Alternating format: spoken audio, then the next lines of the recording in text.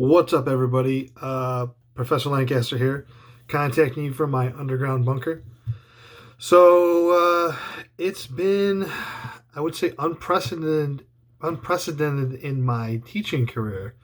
Have some situation like this. Obviously, you're at this point that you live under a rock, been well aware of the COVID-19 outbreak and the steps that the state and the school has taken to protect everyone.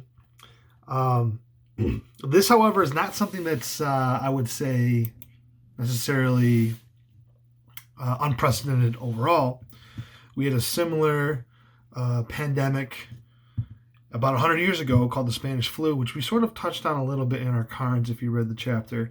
The outcome of that was quite different. There being at this point 27% of the world's population, about 500 million people, had been infected by the end of it, and it's almost the opposite of what this is. As in, the pandemic, Spanish flu, as it's known as, attacked usually younger people, whereas this is attacking, or at least older people, more susceptible to it. And the advice they were giving people, 100 years ago, was not to shutter your doors and stay inside. They thought that was bad for your health. Rather, they wanted you to go out into public, into the open, and to, get out of your houses. And so that sort of exacerbated things a little bit. But don't worry, modern medicine has advanced quite a bit since then. I mean, this is a time where, we were still, some doctors were still bloodletting, which is letting out blood of your system to help heal you. So we've progressed a little bit since then. So I know that it's been trying for you, and I apologize for, not being around. Obviously you, like anyone else, are trying to scramble to keep things together. And not a great week to have a midterm, I will admit that. It's not part of my plans. So some things went through the cracks a little bit, but I'm asking all of you that have contacted me, relax.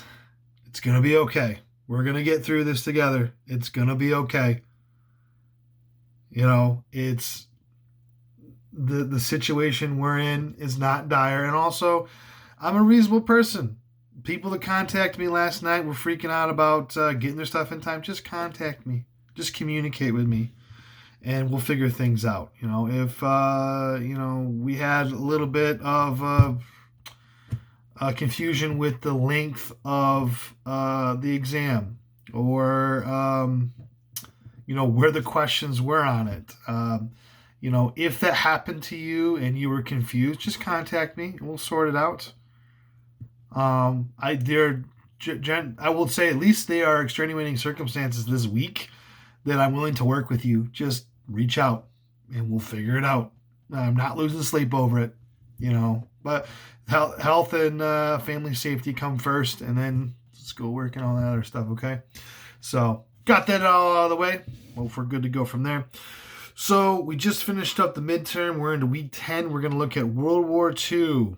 Okay. The Second World War to end all wars. We'll look at Carnes chapter 27, War and Peace.